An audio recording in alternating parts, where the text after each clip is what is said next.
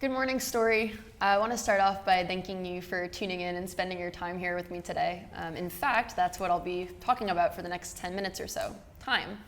How we use it, how we view it, how we make the most of it, and I hope that by the end of our time together this morning, you'll feel like it was time well spent. Right now, thanks in large part to COVID-19, we're experiencing time in a pretty unusual way. For some, it feels like March was just yesterday. For others, it feels like it's been years. And now we're here at the beginning of fall with summer having completely flown by, using our time to participate in this event in a fashion utterly differently than we have in years past. Socially distant on a Friday, Thursday, Wednesday, I don't know, on a morning. What are days anymore anyway? So time seems like an appropriate subject for this year's conference because announcing the coming of the sun may as well mean announcing the coming of the day. And the coming of each day means the coming of a new complete set of hours, minutes, seconds. But there's an important distinction to keep in mind here. Clock time, those hours, minutes, seconds, is one thing, but experience time is something completely different. And that's what we're going to talk about today. One of my favorite commonly used phrases is in their own time. In her own time, in his own time. I love this phrase because it implies that time belongs to each and every one of us, and that there's no global dial that any one of us has to be beholden to. And there's actually a ton of academic evidence that supports this notion. What the research shows is that even though we might have a single clock that objectively dictates hours and minutes, we experience time in entirely different ways. Work time, home time, downtime, playtime, showtime, game time, time in, time out, time to go. You see what I mean? On an individual level, there are two generally agreed upon types of time keepers called monocrons and polycons. Monocrons order time very methodically. These are the list makers, the T-crossers, the I-dotters, the itinerary obsessed. They see time as concrete and organized and structured.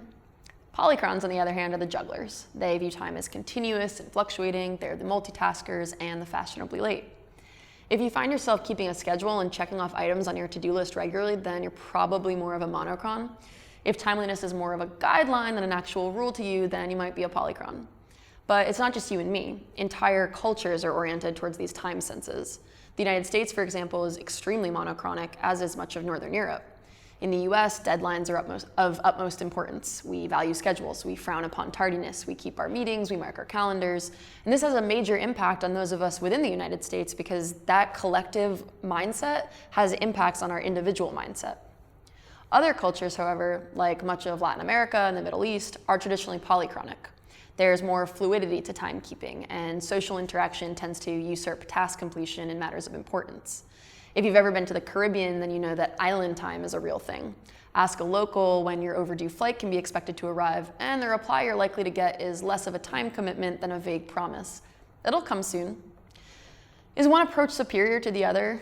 No. I mean, in like most things, a combination of both is probably the ideal state. For example, you might think, well, a monocron is surely the better worker, right? They keep schedules, they're organized. That might be true, but in the current state of the world, where so many people are working from home and having their work-life boundaries violated by remote offices and the balancing act between being with family and being at work, it might actually be beneficial to be a polychronic person who can jump from task to task and boundary to boundary with ease. But by the same token, a polychron may also need to develop a sense of order and structure to navigate those same boundaries. So the point is this: there's no right or wrong way to conceptualize time.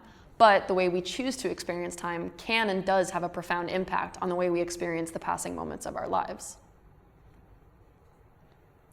The thing about these subjective temporal conceptualizations, to put an academic term to it, is that once we understand what they are and how they function, we can use them to allow ourselves to become time navigators.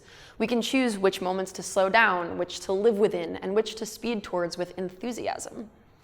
Researcher Patrick Dawson tied this idea together nicely when he said, temporally, our subjective experience of the present is related to our interpretations of the past and our expectations for the future. This means that we dictate our experience of present time not only by how we've taken in and understood time in the past, but also by how we wish to experience time in the future, which also means that our experience of time in the future is dictated by the way we choose to experience time in the present. This matters because if we're not restricted by time, then time is ours to use however we see fit. And by learning how to move away from the constraints of deadline-driven thought, we can begin to experience time as a subjective continuum instead of a series of objective endpoints. Nancy Staudenmeier, a leading researcher on organizational time, proposed that these changes in our subjective experience of time, temporal shifts, occur as the result of what she calls rhythm-changing events. A rhythm-changing event can be something as simple as an added stop on your bus route or a change in your schedule, but it can also be as complex as moving halfway around the world or a pandemic, for example. Such events can and do change your perceptions of time pressures, time horizons, deadlines, your sense of competing time demands, your sense of control over time, and ultimately the way you understand time.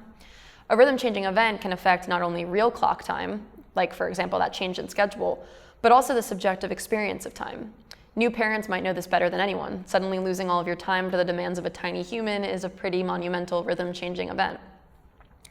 So let's talk about the ways in which these types of events can influence our experiences with time, because if we better understand the changes, we can anticipate and facilitate the shifts. First, rhythm-changing events can change the way that we manage our time. When the elements of time that we previously thought were inviolable prove to, in fact, be very viable, it opens up new ways of thinking about how we get time back. Take, for example, the 4-day workweek model that's been proposed by organizations like Microsoft and Harvard Business Review. Studies have continuously found that people are just as productive, if not more productive, working a 4-day workweek as they are working a 5-day workweek. When faced with new temporal expectations, when a shift in rhythm is implemented, people manage time differently and more efficiently. Second, rhythm-changing events can change the way we allocate our time. In other words, seeing time as a resource, like money to spend or calories to consume, lets us figure out how to better budget it. Think about quality time, which is, by the way, my love language. In order to prioritize the people and things we care about, we put aside time for them. If my niece has a soccer game, I find time to go to it. If my friend needs help moving into a new apartment, I make time to help them out. And what's funny about that phrase is that we say it all the time. We say make time, as if time is ours to create and distribute. We often say it, but I don't know if we believe it. But maybe it's time to. Third, rhythm-changing events can coordinate the way we coordinate our time with others, can change the way we coordinate our time with others. To revisit our earlier conversation, if the workplace is full of monocrons, it's going to be tough for a polychronic person to find their footing and vice versa. But consider this, a team gets assigned a rush project that requires a drop everything and go approach. It's on fire. This requires the flexibility of a polychron and the planning of a monocron. Suddenly, the organization has to reconsider how they coordinate time among their workforce because there's a newfound value in both deadline time, yes, but also that flexible time that can be used for novel and creative ways. Finally, rhythm-changing events can change our expectations of and our reactions to time, thereby symbolizing the need for a temporal shift. Without dwelling too much on the current state of the world, I think we can all recognize the ways in which our work-life balances, including the division between home time and work time, have been disrupted. This disillusion of boundaries between home and work as we melt into the remote world profoundly highlights our need to see time as a continuum that can be divided and prioritized in different ways, depending not only on the needs of our jobs and our families and our friends and our obligations, but our personal needs as well. If you feel yourself being overworked and overwhelmed, that's it. That's the symbol. That's the symbol of the need to shift your understanding of time, because you need to give time back to yourself. In doing so, you also have to give yourself permission to use that time to pursue something that brings you joy or relief or satisfaction, however silly or insignificant it might seem, even if it's doing nothing at all. So we agree that temporal shifts are caused by rhythm-changing events. What I would argue, however, is that we can proactively create those rhythm-changing events for ourselves rather than waiting for them to sneak up on us. When we recognize that the way we experience time is ours to control, and we reassess our priorities and what's worth making time for, then we can find ways to maximize our lived temporal experiences. And listen, I will be the first to tell you that I have been a through and through monocron to the point of utter inflexibility. I spent years wearing time like a noose around my neck, letting myself be dragged down by the weight of my past and simultaneously swung towards the anxiousness and high expectations of my future. And my impetus for change was not some inspiring act of carpe diem, but was actually the physical toll that the stress of worrying about time is having on me. I realized that I was so rooted in routine and so resistant to change that I was robbing myself of the joys that come with spontaneity and the unexpected on the one hand, but also the relaxation and serenity on the other. My rhythm-changing event was not a poetic Joycean epiphany. It was a series of sleepless nights, overworked days, and missed opportunities until finally I looked down at my fingers typing away on a midnight keyboard for the millionth time and decided that my hands can control the minutes and hours of my life just like the hands of a clock that moved time forward. For me, I needed to slow down. For others, it might be to speed up. I suspect for most of us, it might just be finding that happy middle ground. Whatever it is for you, the truth remains that we are not chained to our default, mono or polychronic as it might be. And I'm not telling you that this reconceptualization is easy, but it is possible, and sometimes it's necessary. And I do believe that when we choose to view time as a spectacular spectrum, instead of a single sun that's waiting to be set, we do have the power to reform how we experience each day and each corresponding sun that comes with it. The Danish philosopher Søren Kierkegaard is quoted as saying, "Life can only be understood backwards, but it must be lived forwards." As we come to the end of our time together, I want to talk about the inherent question that comes with moving forward in time, the future. Hope and fear, two of our most salient emotions when it comes to the art of the possible, are both future appraisals, but I would argue that the distinction between the two lies largely within how we conceptualize time. Fear implies a rushing of time, the dread of something coming at you faster than you can react. But if we can learn to slow down time, to take pause before rushing into expectation, then we can open up the windows to possibility and we can let hope cast light over the shadows of fear. And if controlling our experience of time allows us to make more room for consideration of hopeful possibilities, then it's also the case that time is the key to imagination. Because imagination cannot happen without possibility, and possibility cannot happen without making the time to consider it. So, I urge you to take the time to think about time. Remember that the way we experience time in our future is significantly impacted by how we choose to experience it in the present. Consider what must have a deadline, what can be put on the back burner.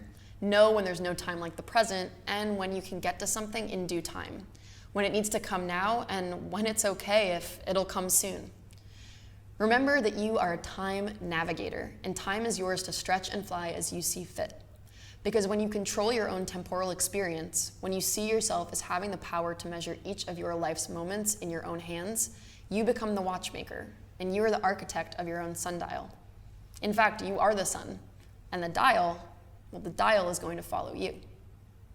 Thank you.